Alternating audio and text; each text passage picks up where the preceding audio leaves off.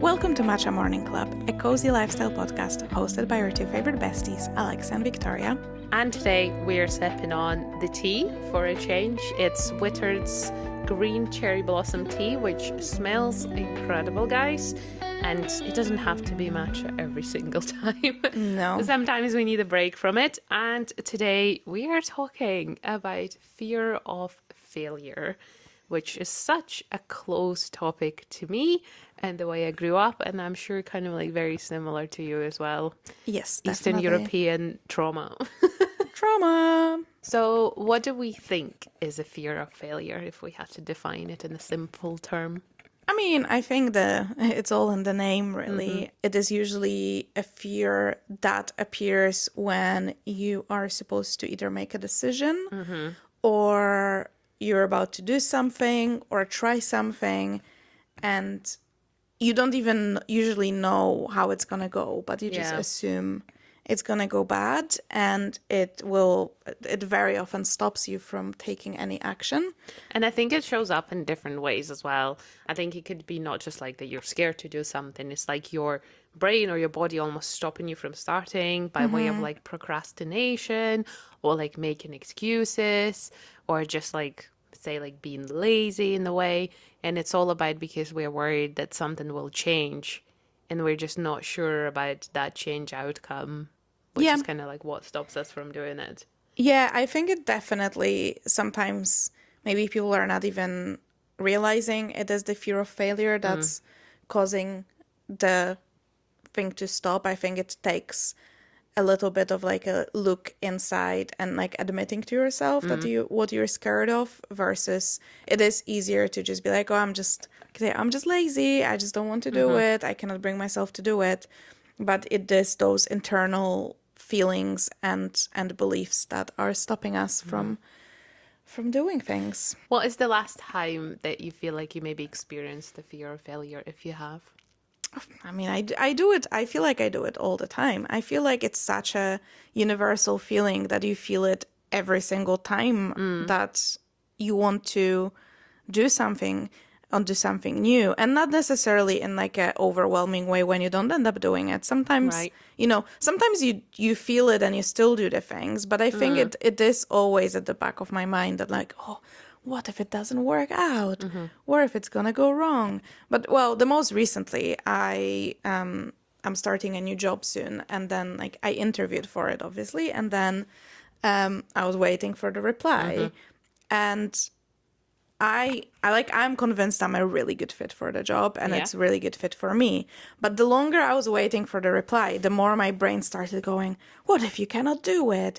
What if you're going to just be completely awful at it? And then I was like, this needs to stop. So I feel like sometimes when we also have too much time to overthink things, it might not even be an initial reaction to something, but if you have too much time to think about it, it might sometimes, it's just that spiraling. Doubt. Yeah. And spiraling literally might appear. Do you feel like you know where your feelings of that fear of failure came from? You mentioned upbringing. Yeah, I think so. It's kind of like both of my parents really successful in their careers, and like just looking back at their life, they had like a flat by the time they were 25, they had their first child, married, had good jobs, there really wasn't any drama in their 20s as such. So, and that's kind of like how they brought me up, which I'm still really grateful for.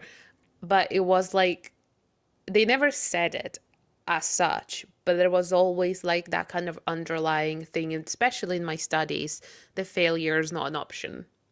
And if you like failed at a test at school, you have to go and fix it.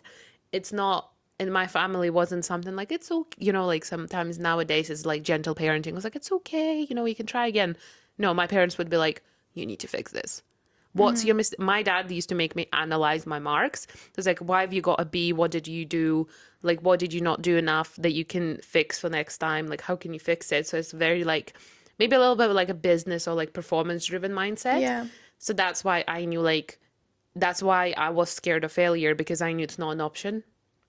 So like I had to perform well from the first time. And that's why kind of like where it stemmed from, which now like being older, obviously I don't have to perform for marks anymore, you know, like, and I think I'm pretty good at my job, but I still get that of like, if I start something and I am not sure if I'm going to be good at it, Yeah. that's where my fear of failure kind of like kicks in. And I'm like, right, okay. And it kind of goes back to my childhood to be like, no, failure's not an option. Now it's not their belief anymore. It's almost my belief Yeah. now. Yeah, It's just ingrained in you. I pretty feel like much. it is that really high expectation. Mm-hmm. But also it's quite interesting because fear of failure is such a like personal thing because Mm-hmm. what is a failure to one person, it might be success to another, Yeah. which is really crazy. I mean, that's like a drastic, absolutely drastic example, but like for one woman, getting pregnant might be a failure. That's not what she wants. For another, it might be the biggest blessing Yeah, of her life. absolutely. Yeah, so it's same situation, two different views, two different outcomes. And yeah, it's the same with like for one person working a really good, like maybe corporate stable job is the biggest success, like climbing that corporate Yeah. ladder. To other person, this is like prison. There's no Mm-hmm. freedom. They want to do like maybe more creative job. They want to be freelance. They want to have control over their own hours. So I think we very often do follow, at least initially, although for many people, I would say till the end of their life, what our parents ingrained in Yeah, us, what pretty much. society ingrained in us. And I see it in myself as well.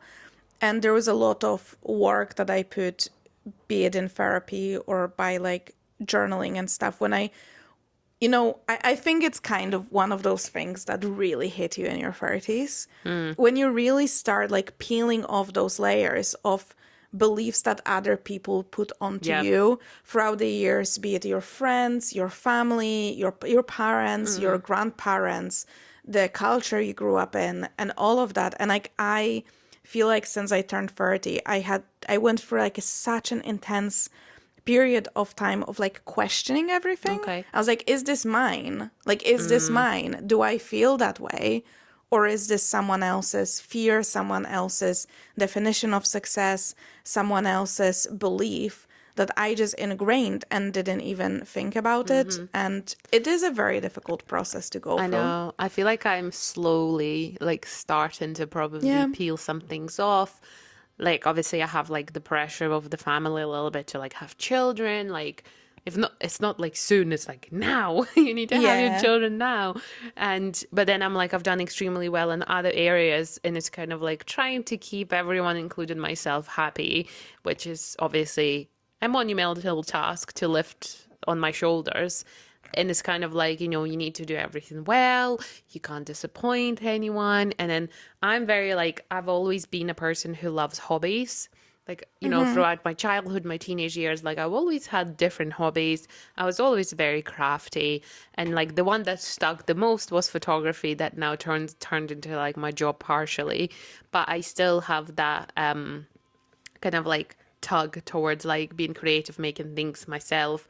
However, now at this age, being 29, I see people, you know, how so good at all of these hobbies. Like could be like stitching, it could be like knitting, and I'm not. And that Yeah. kind of what stops me from like, you know, trying it because like I'm very self-aware. Like I understand that, and I'm sure you guys are too. I understand that not everything will turn out well from the first try, but sometimes it does still stop me because sometimes I feel like I don't have time to work on it and go through that, be better. So that's how, in a different way, my fear of failure shows up and tells me, right, well, you're worried that you're going to fail at it within the first couple of tries, so you might as well not do it at all. But the question is, do you want to do all these, like, let's say, crafts because you want to be good at them, or do you want to do them because you want to enjoy the process of The second one, yeah. craft? That's the thing. But And like, then, you know, like that's where I feel like I'm feeling that, you know, because if it's like a chick hatching out of an egg, like I feel like myself cracking through of like understanding that I'm just doing it for fun. Like I don't have to be good at it and perfect because no one is going to grade me and no one is going yeah, to say, what did you do wrong? It's just for me. and no one needs to know about this either. Yeah, I think that you can tell me if you had that as well, but like my parents, especially my mom, and still to this day sometimes, everything had to have a purpose. I don't feel like our parents' generation, we're talking Eastern Europe, everything they were doing was purposeful and practical. So when I said to my parents, like I got at first like Lego subscription, Yep. my mom's first reaction was, "You're such a child." Yeah, my mom would probably say that too. But I'm like, at and like back in the day, I'd be like, "Oh my God, like maybe I am, like am I childish? Is this silly?" And I'm like, okay, and like I feel like as long as your hobbies and your interests and whatever you're trying to pursue, I'm not hurting anyone by doing my little Legos Exactly. and keeping myself calm and just entertained. So, you know what? You think it's childish? Whatever, that's your opinion. I don't have to care. And it is difficult, and it's still like no one wants to be judged. But at the end of the day, yeah, it is really difficult to get rid of all these comments. And because especially like they honestly, they build up so much over the years that you don't know. Any different kind of thing, yeah. Yeah, is this me? Is this like I have it as well? My career is a bit. I don't have a linear career, for example. Like some people will go to uni and have very linear Yeah. progression in their career and stick to the same career. I have very ADHD You've done a style few things career. now, yeah. I've done a few things, and for a while I was very much like, oh my God, like I need to stick to something. I need to like progress. I need to stay in the same company for like X amount of years. Like I literally pretty much drove myself to insanity Yeah, with that. over assuming that I need to be a certain way in a certain job. And when I realized it's not a path for me, I had such a awful internal battle and feeling of like I failed. Like, oh, I started this new job and I took this new job on and I was so excited about it. And I was so convinced this is going to be my place. I'm going to be here for like a decade. And then I decided, no, I'm not going to be here for a decade. And like, I could not marry those two things. So I tried to like push them down instead of just making peace that, we can make changes and like who cares? Okay, so you changed the job. Yeah, not a big deal. That's something that I've kind of, that like I progressed in my career pretty quickly and I'm only 29.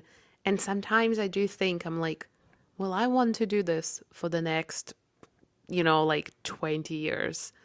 Is this what it's going to be like? Or because like I work in social media, guys, and like I feel like social media just moves with such a quick pace that you don't even know what it's going to look like in the next 2 years. So I sometimes think to myself, oh, like, so what's next? Or like, what am I going to do? Like, where am I going to end up? And that gives me a bit of like the fear of failure. Like, I hope I don't become worse at my job. I hope I'm always being able to stay on top of trends, on top of everything, like not fall to the generation stigma of like, got stuck in her own ways and doesn't learn what the new generation does kind of stuff. Yeah. That's like a strange age-related fear of failure that I'm getting now. You looking at other people. Yeah, I think my experiences from the last like year and a half, 2 years, just showed me like it doesn't matter. I was like that's the thing. Like you don't have to decide and you don't have to know because you can always decide this is not what I want to do anymore and just change it.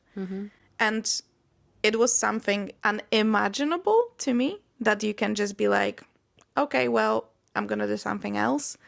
But I'm trying to be like that now because it's just easier. Like I always say, like that's my life motto, literally. The only two certain things in life is that you're going to die and that things are going to change. Change and death, nothing else. These are two always true things.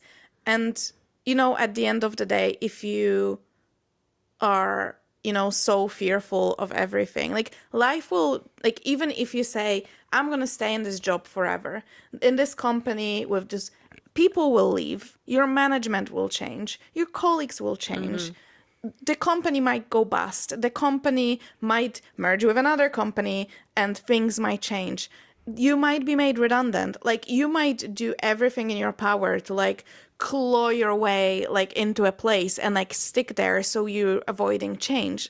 And things might change for you. And I Yeah. think that's even worse because then it hits you like a tons of brick. Yeah, because you're like, I can't control it or I can't do Yeah. anything about it. I have a question for Yeah, you, yeah, V. yeah. And I think it's a really good one for you as well because you are doing a lot of things that are quite, not to say public, but to an extent, you know what I mean. Do you think there is a difference between failing in private, like your own goals, like, you know, like maybe fitness, whatever, versus failing in front of other people? And, you know, does it make it worse? Like, does having an audience make it the fear of failure even worse for you, or maybe less? You don't care? Yeah, I think I'm going to answer to this very personally because obviously can't talk for everyone. I think it really depends on what kind of failure it is. So say like if you made a statement to someone and said at work, like I'm going to do this and then you fail to do so. I mean like it just depends on the workplace you work at. Yeah. Like it happens. If you promised someone, maybe your family or your friends that, you know, you would show up for them and you didn't, that's quite a big one for me. Like when Yeah. you disappoint somebody who you promised something, that is quite hurt. Like that hurts a lot, I think. So it's kind of like depends. Like if it's something that you promised them, you know, I'm going to change this, and then you failed, I think that's quite bad. However, if you said to them like, "Oh yeah, I'm gonna train to run 5K and whatever time," and then you failed, I'm like, "Okay, who cares? We can try again," kind of thing. It depends on the scale. However, when failing in private or say failing to yourself, in my personal experience, I think it's often worse than failing in front of other people because to me, it's a lot worse to let myself down. Okay. Because if I don't let myself down, I won't let other people down either. And I would feel so incredibly ashamed of myself if I let myself down. And I have a very clear example of that is like my kind of like my body image and like my looking after myself from like a physical point of view. Like there are weeks where I feel so proud of myself and I'm like, you know, I've been, you know, eating well, I've been exercising well. And there are weeks where I literally might like hate talk to myself and be like, Yeah. why can't you just stick to your word and stick to what you said you would do? And that to me is probably the worst out of them all. Fair enough. Went deep there, didn't we? Yeah. What about you? I feel like, I mean, failure to others is, unfortunately, I do have very strong feelings about, like, I don't want to disappoint people. So to me, it gives me a lot of motivation. I do keep my word to other people. I have much more trouble keeping word to myself, which then can spiral into, like, negative self-talk and, like, feelings of deep disappointment with myself, which I think is more painful because I would say other people, obviously I'm not talking about like betrayals, No. but like if you fail at work or like, you know, you disappoint your friend, people will usually just, it will blow over. If you forget about something, like if it's genuine stuff. Like forgot to meet them. Yeah, like, I mean, exactly. But then I feel like to yourself, it just stays with you for a long time. But I also have like what I was thinking about, like fear of failure with audience is like putting yourself out there online. Yeah, that's a fair one. I think it depends what you do online, I guess, because with kind of like the things I do, I don't see, like, there isn't really place to make a mistake. Like, it's not that deep, if you know what I mean, like with the things that I do. But I think with like a lot of people who base it on performance or, you know, a certain type of like maybe like content that is about them achieving something and then they don't and then they receive that like maybe even hate online. Yeah. That's different. Yeah, for sure. Now I wanted to talk about something that I feel like I don't know. I see quite a bit of talk about fear of failure, and it is very common. And I feel like everyone, at least once in their life, felt that fear. But there is a other side to this, which is the fear of success. Do you feel like, you know, you're aware of that concept? Is it something you feel like you experienced or not really? Not as much, I would say. I think it's quite a new thing to me. Like I haven't really experienced it that much. There was a bit of like with my recent like job changes, I was like, "Ooh, can I handle this? Can I handle the success that I fully deserve?"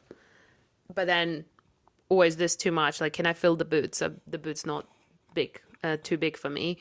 But I think it's very little. It shows up very little in my life comparing to the fear of failure, because my parents always taught me to kind of like be proud of your achievements. Obviously, not to be boasting about it, but Yeah, yeah, still yeah. being quietly proud of my achievements and not to be afraid of like achieving more. So I would say I'm not a big expert in that. Like, it is not as familiar to me. That's fair enough. I do feel like I have it sometimes where I'm like, oh, like that weird feeling was like, what if it does work out? And it also fills you with fear.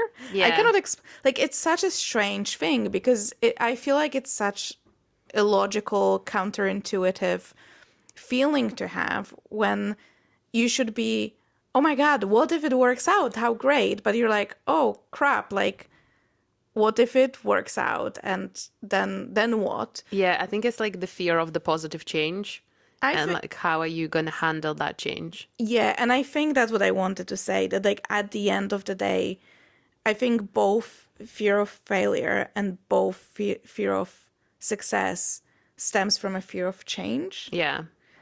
But I think even so more the fear of success, because if you succeed in something, like things might change. Maybe it will mean you have to move somewhere. Yeah. What And if you like get the job offer of your dreams, but that means you have to leave the life you have behind? yeah, exactly. And sometimes, how they say like people like would rather stay in a hell they know than move on to to And potential then having heaven. they don't, yeah. Yeah, because you don't know. Like it's the unknown. I'm like, okay, I'm changing things, but like, is this gonna be better or is it gonna get worse? What if it's gonna get worse? At least here, I know what to expect. I don't like it, but I know it. And it's that comfort. While, yeah, I think, moving in life and changing new things. And obviously, the older you get as well, like people, when you have family and children, it is more difficult because it costs you more to uproot your like whole life. Like I remember when I was in my early 20s and I moved to Scotland, and then I was dating my ex-boyfriend. He was from Spain and he wanted to go back, and he was like, oh, should we like move to Spain and see how it goes? And I was like, sure. Like literally not a second to like pros and like now I would be like pros and cons Yeah. list. Oh my God, we need to sell the property. Like where are we gonna move? What is gonna be the jobs? Do we have enough savings? Blah blah blah. I was like, it would be such a like long decision process before even the process of moving. Well, there I was like, cool, let's quit the job and buy one-way ticket Go to next Spain. month, yeah. Yeah, like literally. And I was like, I could never do it now. But I think it's because there's more thing grounding me in the space I'm in. I wasn't like as attached to Edinburgh and people in Edinburgh and whatnot. But it just shows that sometimes the same process, not that I'm moving anywhere, but just like even thought of it, might be so much more like scary sometimes and sometimes not at all. Yeah, I agree with that. I think it's just the part of like getting older as well, getting settled somewhere, establishing yourself. We kind of like, and it's a good thing. I think it's a good thing to be able to settle down and be like, right, I have a lot of things that I worked hard for here. So that fear of, change is totally valid, and it's about making the right decision. Since we are both, well, foreigners in the UK, Yeah. I'm very extremely familiar with the imposter syndrome. So do we think it's like part of that fear of failure slash success, or is it not relevant? I think in general it is very relevant, and it definitely, coming back to that like foreigner part, I did feel like that much more at the very beginning when I moved here. I felt very much like I'm the outsider here. I was like, oh, why would someone pick me over someone who is Yeah. British, whatever, Scottish? I don't feel that way anymore at work. It took internal work for Yeah. me to realize that, at the end of the day, your employer, it's a business decision, and they're picking people based on skills, not based on, let's give this little Polish girl a chance. No one thinks like that. They either want you because they think you can do the job, Or they don't. or Yeah. they don't. And it's as simple as that. So I don't feel that way, but I feel like imposter syndrome in general, which I think ties with your thing about like not being able to fit in the boots Yeah. and stuff. It definitely is a massive element of that fear of failure, and success, because someone's presenting you with the opportunity and you're like, oh my, like I'm not good enough for this, Yeah. old enough for this, skinny enough for this for a lot of women. Like Yes. there's so many different thoughts, and we very often block ourselves. And I think that that's the thing as well. All those fears, we need to work on them because they are so internal. And yeah, they came from other sources, but we didn't choose to internalize them, we just did. But like I think it is our role as adult people to unpack all of that and peel those layers and decide what's actually ours and what's someone else's. I think a good example of it is, so my mom is a person that values like safety and over everything, Stability. stability over everything else. So to her, she grew up in a small town, and she's still in that small town, and she married in her early 20s, and they got a house. They're still in the same house, and she loves it. And Yeah. I love that house. It's all I knew for 18 years of my life. And she's happy. Yeah. It's stable. They know their community. You want a doctor, someone knows a doctor. If you don't know someone personally, you know someone who will know someone. And there is so much comfort in that. But what I remember to her when I was like, oh, I'm going to be changing the job, she was like, why? Like, why wouldn't you stay in the Yeah. like stable company that you've been here? And I'm like, 'Cause it doesn't serve me anymore. Yeah. yeah, but like, and then it makes you think like, oh, why am I like, oh, maybe, there's perks of this job that I'm going to be leaving. Like, am I making the right decision? But I'm like, it's not my fear. It's someone else's Yeah. fear. So the imposter syndrome for me also comes from like having moved countries twice. And I mean, let's agree on this. And I think a lot of people will agree on this as well. As a foreigner, you have to prove yourself more than like a normal person, not normal person, but the person who's local. So like I do feel like I had to work that little bit harder than like maybe British people at my university. I had to learn a whole new language. I had to make sure that my grammar is right. It didn't come to me naturally. It's something that I had to put the work in for. And then the same kind of like in the very like maybe the first like 2 or 3 years of my career, I felt like I had to deliver more Yeah. than, in this case, a British person because I had to prove more. Now I don't feel like this anymore because I know that I can do my job, and there are other people who are local who can't do my job or can do it worse, and there are actually other foreign people who can maybe do it better. So it's kind of like that understanding that, like, I think it's a valid case of imposter syndrome. I don't want to say it's like normal, but I think it's just how it happens. And that's why I felt the fear of failure just that little bit stronger, because I think I had more at stake than other people. And I'm happy for people to disagree if that's what they think is right. But there is a privilege of being, British in the UK, or, being from a foreign Yeah. country and not speaking the language in the same way, Yeah. or having to learn it. But then I also think that as people who moved countries and uprooted our whole lives or changed our lives when we were still teenagers, it's something to be proud of, and not letting, the fear of success overshadow what you have achieved so far.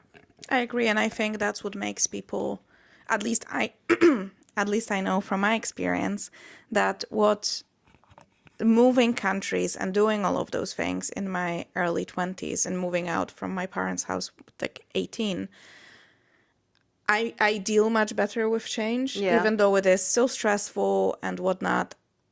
I have this like strong belief that I can manage all these situations, because there's like, I have this track record of all these weird situations in my life and like changes and all of that.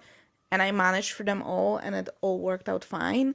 Well, I feel like for a person that never leaves and always stays in the environment they know, very close to their parents, when life gives them a situation when a choice needs to be made and a change is around the corner, they really struggle because the unknown is so overwhelming.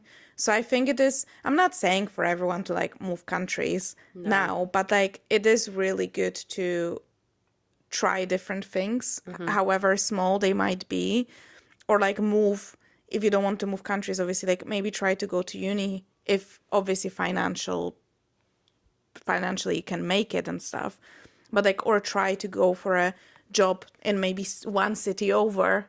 Yeah. Yeah, even to change that environment a little bit and like get used to it.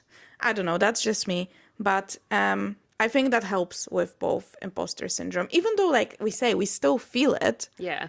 We just learn to deal with it better. Yeah, I think so. If you made it this far in the episode, thank you so much for listening. And don't forget to rate our podcast, follow us, and share with friends.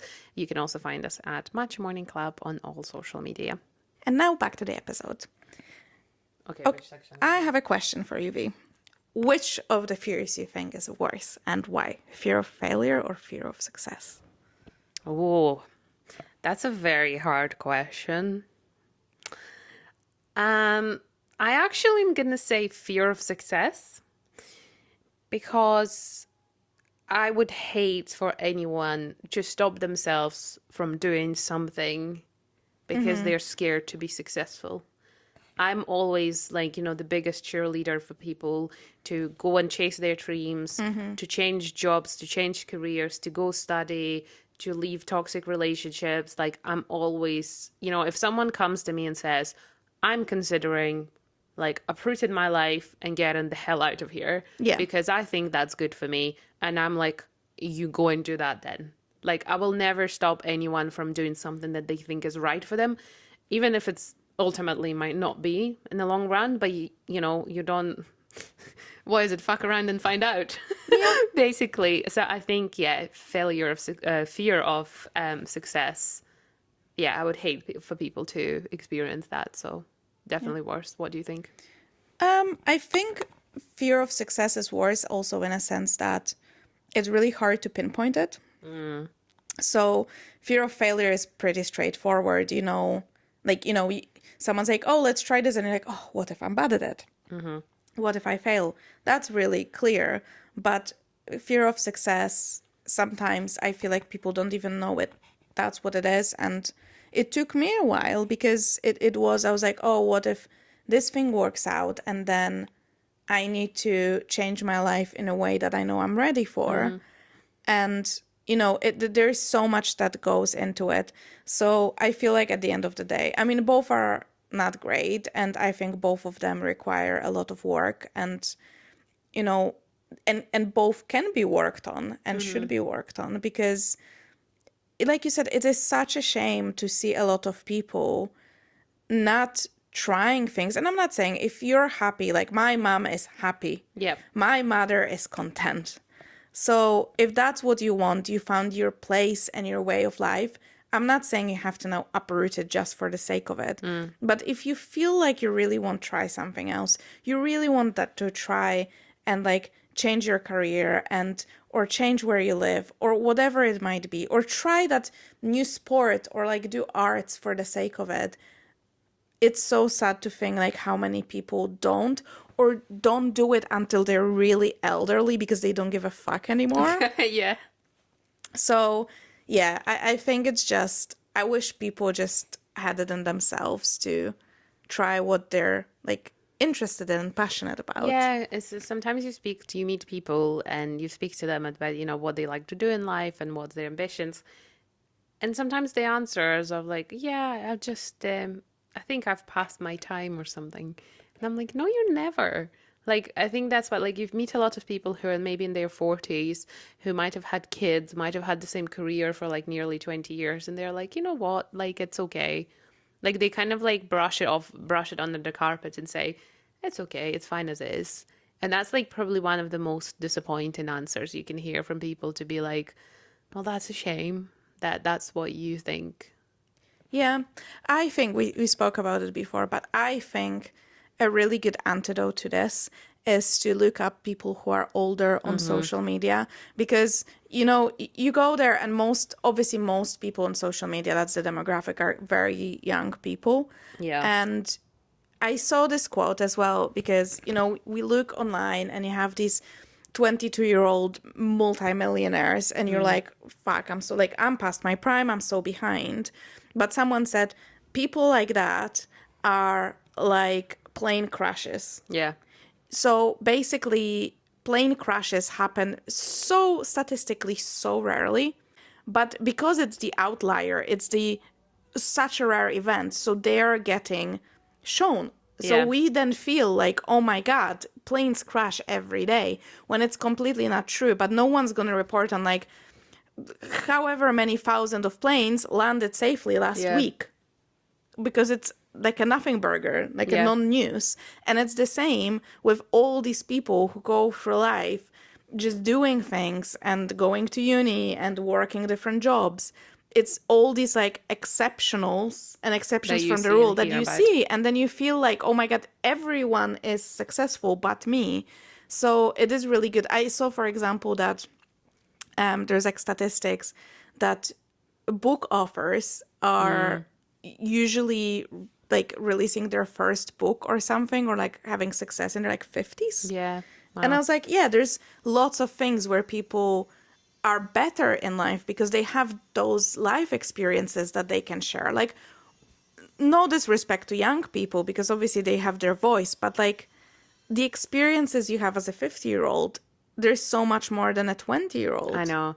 And there's so much more you know as well. And it's quite nice to, like, I always try to speak to like successful people. And the majority of successful people I've met that I look up to, they are older than me. I have met someone who's really successful and they are 22, but they behave like an asshole.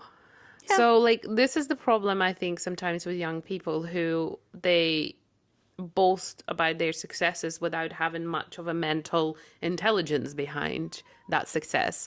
And that's quite often is their downfall as well. But this episode is not about that. Yeah, But that's it's just true. like kind of like having the awareness of like, you know, guys, if you're looking at people online and you're like, oh, well, I'm never going to be like this, so you don't even start anything, that's just a highlight reel. Like, I think social media is a highlight reel in general. So just kind of like remembering that as well. Yeah, absolutely. I think maybe it's time to talk about what worked for us and like how to help yourself with those feelings of and fears, both of failure and success. Um, my number one tip, personally, would be reframing failure specifically as data collection. I saw it online as well. It's such a good tip because I was like, you treat it like a science experiment. Because in a science experiment, there's no failure. There's no failure. It's just things that work and things that don't, but they don't see it as failure. It's data collecting. So if you want to do something and you need to treat it like that, because if something didn't work out, let's say on a like small level, you made a video when you were proud of it and you posted online and it didn't work out, but another video worked out, you have data points. Yeah. It's like, okay, what can I do about this video? Maybe I can take the idea from the video I really liked, but did it do it in a way that's, you know, I did the other video and help boost it, and maybe that's gonna work. And instead of being like, oh, it didn't work out, so there's no point in like me posting at all anymore. I agree with those. I think another one, like specifically in career, people quite often make their jobs their lives. So I think it's like if you're separating yourself kind of like from what you achieved, and because you are still a person, if you didn't have the job that you have, or if you didn't have like those achievements, you'd still be you. Even though it's quite hard to separate sometimes, you know, I think that quite often happens to like Yeah. performance athletes who, their careers end when they're in their 30s and they still have a big part of their life ahead of them. So it's like a existential crisis kind of situation. So just being able to separate certain experiences from your identity is Yeah. quite helpful in those cases, because you might have failed at a task, but you haven't failed in life. Another thing for me, I think, would be talking to your friends, people who you really trust, because sometimes hearing that someone else deals with it, like we can feel so alone in our feelings. And like we like to think that all these emotions and all these feelings are unique to us. We're very much not unique. Yeah. It's funny when you go online and sometimes people like reading comments are like, oh my God, I never had a unique thought in my life. Because you're like, oh, I feel the same way. Like we're all thinking similar things. So sometimes talking to your friends, or if you don't want to talk to your friends, like therapist, Yeah. or sometimes journaling. I like think just that's the getting it biggest thing, out. probably. I think quite often we are ashamed of, either our own intrusive thoughts, and, you maybe want to keep a certain image in front of your friends and stuff like that. If you feel like, maybe you're just not ready to talk to someone about something, write it out is quite helpful. And another one, I think I've spoken to actually quite a few people. People are like, oh, I don't want to journal. Another thing you can do is record a voice note just Yeah. in your voice notes app on the phone. I have actually done it a few times now, because I felt like, oh my God, I don't have time to write it out. I just need to bitch to someone. And I didn't want to bitch to any one of my friends and bother them with things. I sometimes would just record it and leave it there. And that feels great. Yeah, So absolutely. do recommend. Okay, I think we're going to be finishing up, but I have a question for you, and I think it's quite interesting. So, if failure wasn't an option, it's just not exist, it's just not happening, do you think you'd try more things? If it wasn't an option, if it Yeah, wasn't like happening. it's just there's no such a thing as failure as a concept in anyone's mind. Like it Yeah. just doesn't exist in the world. You just do things and you do them. Yeah, I feel like I would have been a professional tennis player by now. But Yeah, even that, like, would you want to be a professional tennis player? probably not. That's what I mean, because I have the same issue. I remember, I think I brought it up. I did like a coaching session and I was talking about how I don't even want to take my camera out because Yeah. there's so many more good photographers. And my coach was like, do you want your photography to be like in like galleries or like whatever? Yeah. I'm like, no. And it's like, then take your camera, take your photos. It's a hobby. Like we take everything so also Yeah, so much pressure. at the end of the day, because, and that's a proof, because we all feel that way. We like to think that everyone does nothing but look at us and judge our every move. Yeah, that's a very important part. I think like you're your harshest critic, and trust me, no one else cares about you as much as you care about No. yourself. It's a fact. Even if someone thinks the thing you think they will think, that's the most stupid sentence, I think. But you know what I mean. So let's say you're like, oh, I don't want to wear this particular dress or something because I feel like people will think I look fat, silly, whatever it might be. And then you walk on the street in your nice dress and some passerby looks at you and thinks, that's a silly dress. You'll never know. Yeah. You will never know. And then a split second later, he'll go, oh, I need to buy Yeah, it's a toilet fleeting paper. thought. It's literally no one's going to go then online and look you up and post and like, I've seen this girl wearing this dress today. And she'll like, no one does I think that. sometimes it's just helpful to think about, like, think of your own thoughts. Like, what do you think about on a Yes. daily basis? Yes. And so all other people are very similar. We all think the same, Yeah. similar things. So if you were, like Alex said, passing by somebody whose dress is silly or whatever it is, you thought about it, called them an idiot or whatever it is you called them, and then 5 seconds later, you're already back into your own thoughts. Yeah. And that's exactly what everyone else does. So, and I know sometimes it's hard to, like, remember this because I'm the same. I'm like, oh no, like people will think like I'm fat and this dress makes me like look like a sausage. Like, yeah, they might think about it for like 5 seconds, but 5 seconds later they will go back to their own thoughts. Yeah, but we all have those thoughts that like that are even uncontrollable, but like you wouldn't even voice them. Like I'm sure you looked at someone and was like, oh wow, they have really like tall forehead, but like you wouldn't say it to them, and then No. it's gonna flee, and you're never gonna think it again. Yeah, Like, exactly. and I'm sure people thought like negative thoughts about me, but at the end of the day, people don't voice them, and they do pass, and you have to remember that everyone is like your only main character in your own life. Mm-hmm. You're not main character in anyone No, else's. unless you're a stalker. But also, on the flip side, do not forget to make yourself the main character in your own Yeah. life, because I feel like a lot of people just, minimize themselves to like supporting cast. Yeah, I agree with that. I think that quite often happens with like new families or, being a parent sometimes. And obviously you have to raise a decent child if you're choosing to raise one.